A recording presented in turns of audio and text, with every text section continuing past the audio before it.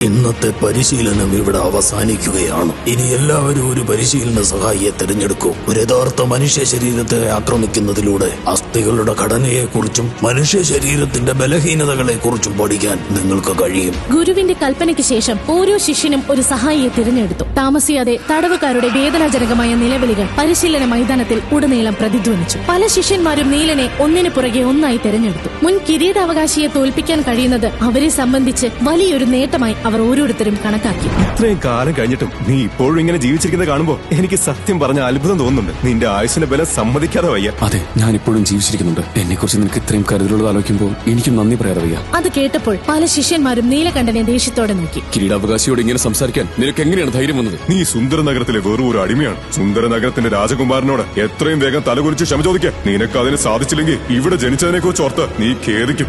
രാവിലെ ആകാശത്തിന് പതിവിലും പ്രകാശമുണ്ടായിരുന്നു. വെയിൽ ഉദിച്ചിട്ടും തണുപ്പ് ഇപ്പോഴും വിട്ടുപോയിട്ടില്ല. തടാകത്തിനടുത്തുള്ള ക്ഷേത്രത്തിൽ നിന്ന് മണികളുടെ നേരിയ ശബ്ദം കേൾക്കുന്നുണ്ട്. നീലന്റെ തടവറയുടെ വാതിൽ തുറക്കപ്പെട്ടു. അതിന് പിന്നാലെ ആരോ അകത്തേക്ക് കയറി വരുന്ന ശബ്ദം കേട്ടു. അകത്തേക്ക് കയറിയ മനുഷ്യൻ ഉറങ്ങിക്കിടക്കുകയായിരുന്ന നീലകണ്ഠന്റെ മേൽ ആഞ്ഞു ചവിട്ടി.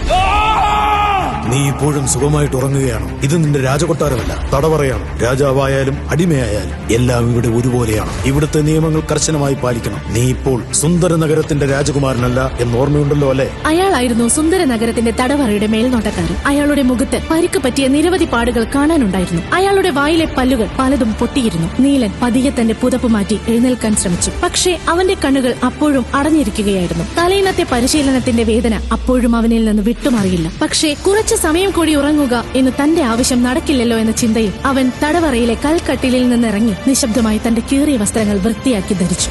വേഗമാകട്ടെ, ഇവൻ ദിവസം ചെല്ലുന്തോറും വഷളായി വരികയാണ്. കിട്ടുന്ന ശിക്ഷയൊന്നും പോരെന്ന് തോന്നുന്നു. ഇനി ഇങ്ങനെ പോയാൽ ശരിയാവില്ല. എത്രയും പെട്ടെന്ന് ഇവനെ പുറത്തേക്ക് കൊണ്ടുപോവാ. തടവറയുടെ ചുമതലക്കാരൻ അത്രയും പറഞ്ഞുകൊണ്ട് ഒപ്പം വന്നവർക്കൊരു സൂചന നൽകി. നീലകണ്ഠന്റെ തലയിൽ ശക്തമായി അടിച്ചു. അതോടെ അയാളുടെ പിന്നിലുണ്ടായിരുന്ന ആളുകൾ മുന്നോട്ട് വന്ന് നീലന്റെ കൈകളിലും കാലുകളിലും ചങ്ങല വരിഞ്ഞു മുറുക്കി. കട്ടിയുള്ള ഒരു തൂകൽ കവചം നിർബന്ധിച്ച് അവനെ ധരിപ്പിച്ചു. ശേഷം അവനെ പിടിച്ചു കെട്ടി പരിശീലനം നടക്കുന്ന ഭാഗത്തേക്ക് കൊണ്ടുപോയി. പരിശീലനം നടക്കുന്നത് ഒരു വലിയ മൈതാനത്തിലായിരുന്നു. സുന്ദര നഗരത്തിലെ പ്രധാന ശിഷ്യന്മാരുടെ പരിശീലന മൈതാനമായിരുന്നു അത്. പ്രവേശന കവാടത്തിന്റെ ഇരുവശത്തും വലിയ വെളുത്ത കൽത്തൂണുകൾ ഉണ്ടായിരുന്നു. അവയിൽ സിംഹത്തിന്റെ പ്രതിമകൾ സ്ഥാപിച്ചിരുന്നു. മൈതാനത്ത് പച്ച വസ്ത്രങ്ങൾ ധരിച്ച 30-ലധികം ശിഷ്യന്മാർ യുദ്ധകല അഭ്യസിക്കുന്നുണ്ടായിരുന്നു. മുഖ്യ ഗുരു എല്ലാത്തിനും നേതൃത്വം കൊടുത്തുകൊണ്ട് മധ്യത്തിൽ നിൽക്കുന്നുണ്ടായിരുന്നു. ആ 30 പേരായിരുന്നു സുന്ദര നഗരത്തിലെ പ്രധാന പോരാളികൾ. വളരെ ബുദ്ധിമുട്ടുള്ള ധാരാളം പരീക്ഷകളിൽ വിജയിച്ച ശേഷമാണ് അവരെയെല്ലാം ആ സ്ഥാനത്തേക്ക് തിരഞ്ഞെടുത്തത്. പരിശീലനം ലഭിച്ച പട്ടാളക്കാരാകാൻ വേണ്ടി ദിനം പ്രതി അവരുടെ കഴിവുകളെ രാഗ്യമിനുക്കിയിരുന്നു. പരിശീലനം നടക്കുന്ന പോർ ഭൂമിയുടെ മറുവശത്ത് 20-ലധികം പുരുഷന്മാർ തൂകൽ കവചം ധരിച്ചു നിൽക്കുന്നുണ്ടായിരുന്നു. നീലന്റെ കൈകാലുകൾ പോലെ തന്നെ അവരുടെ കൈകളും കാലുകളും കെട്ടിയിട്ടിരിക്കുകയായിരുന്നു. ദിവസവും അടി കിട്ടുന്നതുകൊണ്ട് അവരുടെ ശരീരം ക്ഷീണിതവും ചതഞ്ഞതും മുറിവുകളാൽ മൂടപ്പെട്ടതുമായിരുന്നു. പരിശീലന മൈതാനത്തിൽ എത്തിയ ശേഷം സേവകർ നീലൻ അവിടെയുണ്ടായിരുന്ന മറ്റ്20 പേരോടൊപ്പം തന്നെ കൊണ്ടു നിർത്തി. വധശിക്ഷയോ ജീവപര്യന്തം തടവോ ലഭിച്ച തടവു പുള്ളികൾക്കൊപ്പം ഒരിറ്റു വെള്ളം പോലും കുടിക്കാതെ തനിക്ക് ഉടനെ കിട്ടാൻ പോകുന്ന അസഹ്യമായ വേദനയും കാത്ത് നീലൻ നിന്നു. ഒന്നിനു പുറകെ ഒന്നായി ഓരോരുത്തരായി നീലൻ അടിക്കാൻ മത്സരിക്കുകയും അവനെ പരിഹസിക്കുകയും ചെയ്തു. അത്രയൊക്കെ സംഭവിച്ചിട്ടും നീലൻ ശാന്തനായി തുടർന്നു. അവന്റെ മുഖഭാവത്തിൽ യാതൊരു വ്യത്യാസവും ഉണ്ടായില്ല. ഉണ്ടായ മുറിവിൽ പിന്നെയും പിന്നെയും ആഴത്തിലേൽക്കുന്ന പ്രഹരം അവഗണിച്ചുകൊണ്ട് തന്റെ മറ്റു ശരീരഭാഗങ്ങൾ മാത്രം സംരക്ഷിക്കാൻ അവൻ ശ്രമിച്ചു. കഴിഞ്ഞുപോയ 3 വർഷങ്ങൾ കൊണ്ട് അപമാനവും വേദനയും എങ്ങനെ സഹിക്കണമെന്ന് അവൻ പഠിച്ചിരുന്നു. അവന്റെ മനസ്സിലുള്ള ഒരു ചിന്ത മാത്രമാണ് അവൻ എപ്പോഴും ആശ്വാസം നൽകിയത്. അവൻ ഇത്രയും കഷ്ടപ്പാടുകൾ അനുഭവിക്കുമ്പോഴും അവന്റെ സഹോദരി നീലിമ ഈ കഷ്ടപ്പാടുകളിൽ നിന്നെല്ലാം വളരെ അകലെ സപ്തസിന്ധു ആശ്രമത്തിൽ സുരക്ഷിതയാണല്ലോ എന്ന ചിന്ത അവന് നൽകിയ ആശ്വാസം ചെറുതല്ലായിരുന്നു. മറുവശത്ത് കൊട്ടാരത്തിൽ മഹാരാജാവ് വീരേന്ദ്രൻ തമ്പി താമസിച്ചിരുന്ന രാജകൊട്ടാരത്തിന്റെ സമ്പന്നവും മനോഹരമായ ഒരു മുറിയിൽ ഇപ്പോൾ താമസിക്കുന്നത് ഭരണാധികാരികളായ മഹേന്ദ്രനും നാഗേന്ദ്രനുമാണ്. സുന്ദര നഗരം ഇപ്പോൾ ഭരിക്കുന്നത് അവരാണ്. തങ്ങൾക്ക് ലഭിച്ച സ്ഥാനമാനങ്ങൾ അവരുടെ സ്വഭാവത്തിൽ മാറ്റങ്ങൾ വരുത്തിയിരുന്നു. രാജകീയ സുഖങ്ങളിലും ദുശീലങ്ങളിലും മാത്രമാണ് അവർ സമയം ചെലവഴിക്കുന്നത്. എല്ലായ്പ്പോഴും അവർക്ക് ചുറ്റും നിരവധി ദാസിമാർ ഉണ്ടാകാറുണ്ട്. തങ്ങളെ സേവിക്കാനായി മാത്രം അവർ നിയമിച്ചതായിരുന്നു ആ ദാസിമാരെ. മദ്യവും അധികാരവും കൊണ്ട് ലഹരി തലയ്ക്ക് പിടിച്ച ഇരുവരും ചുറ്റുമുള്ളവരോട് കോപത്തോടെയും പരുഷമായും മാത്രം പെരുമാറിയിരുന്നു. അന്നേ ദിവസം മഹേന്ദ്രൻ വളരെയധികം മദ്യപിച്ചിരുന്നു. മദ്യത്തിന്റെ ലഹരിയിൽ തന്റെ മടിയിലിരിക്കുന്ന ഒരു ദാസിയുടെ സാമീപ്യവും അയാൾ ആസ്വദിക്കുന്നുണ്ടായിരുന്നു. പക്ഷേ അപ്പോഴും നാഗേന്ദ്രന്റെ മുഖത്തെ വിഷമം അയാൾ ശ്രദ്ധിച്ചു. സഹോദര, നിനക്ക് ഈ ദാസിമാരെ മടുത്തോ? അങ്ങനെയാണെങ്കിൽ നിനക്ക് വേണ്ടി ഞാൻ പുതിയ ചിലരെ ഇവിടേക്ക് കൊണ്ടുവരാം. ഇവരെക്കാൾ സുന്ദരികളായവർ. അവരോടൊപ്പം നിനക്ക് ഒരുപാട് സമയം ചെലവഴിക്കാം എന്ന് പറയുന്നു. പക്ഷേ മഹേന്ദ്രന്റെ ചോദ്യം കേട്ടപ്പോൾ നാഗേന്ദ്രൻ ദാസിമാരെ നോക്കി കൈവീശി കാണിച്ചു. എല്ലാവരും പുറത്തേക്ക് പോകൂ. നാഗേന്ദ്ര, എന്തുപറ്റി? നീ എന്തിനാണ് ഇങ്ങനെ വിഷമിക്കുന്നത്?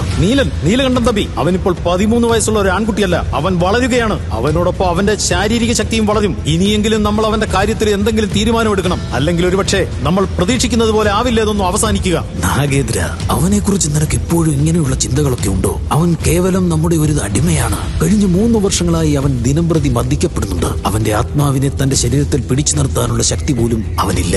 അവൻ എങ്ങനെ ഇത്രയും കാലം ജീവിച്ചിരുന്നു എന്ന് ചോദിച്ചാൽ അതിനുള്ള ഉത്തരം പോലും വ്യക്തമായി പറയാൻ നമുക്ക് പറ്റില്ല. അങ്ങനെയുള്ള അവനെ കുറിച്ച് നീ അധികം ആകുലപ്പെടേണ്ട. അപ്പോൾ നീലിമയുടെ കാര്യമോ? അവൾ സപ്തസിന്ധു ആശ്രമത്തിൽ ഒരു വലിയ യോദ്ധാവാകാൻ തയ്യാറെടുക്കുകയാണ്. അവളുടെ സഹോദരൻ ഇവിടെ നമ്മുടെ തടവുകാരനാണെന്നറിയുമ്പോൾ അവൾ അവനെ രക്ഷിക്കാൻ ശ്രമിക്കില്ലേ? ആ സാഹചര്യത്തെ നമ്മൾ എങ്ങനെ നേരിടും?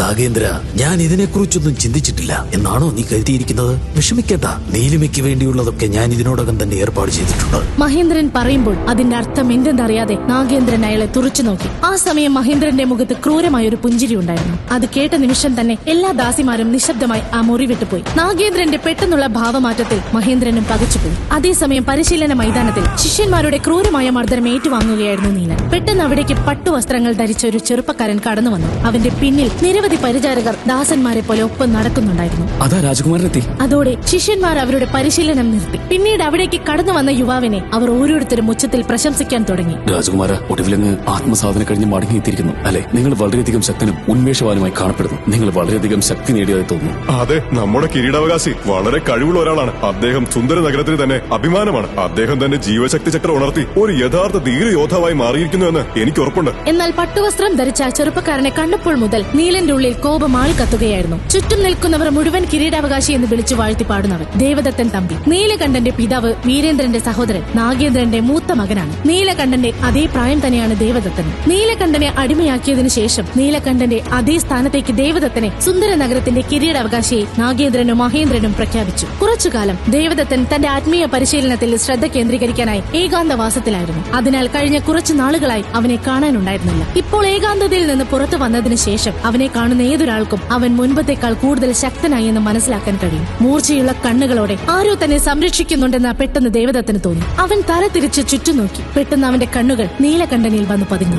നീല, ഞാൻ ഏകാന്തവാസത്തിലേക്ക് പോയത് എന്തിനാണെന്ന് നിനക്കറിയാമോ? ദേവദത്തന്റെ ചോദ്യത്തിന് നീലൻ മറുപടിയൊന്നും പറഞ്ഞില്ല. അവൻ കണ്ണുകൾ മാറ്റാതെ ദേവദത്തനെ തന്നെ നോക്കി നിന്നു. ദേവദത്തൻ അപ്പോഴും അഭിമാനത്തോടെ പുഞ്ചിരിക്കുകയായിരുന്നു. ഋഷി ആത്രയം നൽകിയ ഔഷധ ഗുളിക ശരിക്കും ഒരു അത്ഭുതം തന്നെയാണ്. അതിനുള്ളിലെ ദിവ്യശക്തി എന്റെ ശരീരത്തെ പൂർണ്ണമായി ശുദ്ധീകരിച്ചു. ഞാൻ വീണ്ടും ജനിച്ചതുപോലെയാണ് എനിക്ക് തോന്നുന്നത്. അതുകൊണ്ട് എന്റെ രണ്ടാമത്തെ കുണ്ടലിനി ചക്രത്തിന്റെ ശക്തി ഉണർത്താൻ എനിക്ക് കഴിഞ്ഞു. ഇപ്പോൾ അതിന്റെ ഊർജ്ജത്തിന് 80% എന്റെ ഉള്ളിലാണുള്ളത്. ഞാൻ ആ ഊർജ്ജം മുഴുവനായി ഉപയോഗിച്ച് കഴിയുമ്പോൾ ഞാൻ വിശുദ്ധ ചക്രത്തെ ഉണർത്തുകയും വളരെ വേഗം ഒരു മഹാനായ യോദ്ധാവായി മാറുകയും ചെയ്യും. ഋഷി ആത്രയും നൽകിയ ദിവ്യ ഔഷധ ഗുളികകളും ആ 2 ഔഷധ ഗുളികകളും സുന്ദര നഗര രാജ്യത്തിന്റെ നിധികളായിരുന്നു. അവ ഒരു രഹസ്യ സ്ഥാനത്ത് ഒളിപ്പിച്ചു വെച്ചിരിക്കുകയാണ് എന്ന് പറയപ്പെട്ടിരുന്നു. പുരാതന നിയമങ്ങൾ അനുസരിച്ച് 14 വയസ്സിന് മുൻപ് മൂലാധാര ചക്രം ഉണർത്തിയ ഒരു രാജകുടുംബ അംഗത്തിന് മാത്രമേ ഗുളികകൾ കരസ്ഥമാക്കാൻ കഴിയൂ. എന്നാൽ കഴിഞ്ഞ 1200 വർഷങ്ങളിൽ ഒരിക്കൽ പോലും ഒരാളും അത് നേടിയിട്ടില്ല. അതിനാൽ ആ ദിവ്യ ഔഷധം ഒരിക്കലും ആർക്കും നൽകിയിട്ടുമില്ല. ആ ദിവ്യ ഔഷധ മരുന്നിന് യഥാർത്ഥത്തിൽ അർഹതയുള്ളത് നീലകണ്ഠൻ തന്നെയാണ്. കാരണം തന്റെ 13ാമത്തെ വയസ്സിൽ അവൻ മൂലാധാര ചക്രത്തിന്റെ കൊടുമുടിയിലെത്തിയിരുന്നു. എന്നാൽ ദുഃഖകരമെന്ന് പറയട്ടെ, രാജ്യത്തിനുള്ളിലെ ഗൂഢാലോചന കാരണം നീലകണ്ഠൻ ഒരു അടിമയായി മാറി. അവന്റെ ആത്മീയ പരിശീലനം അത്രയും കഠിനമായ സാഹചര്യങ്ങളിൽ ഏതാണ്ട് നശിക്കപ്പെട്ടു പോയിരുന്നു. മറുവശത്ത്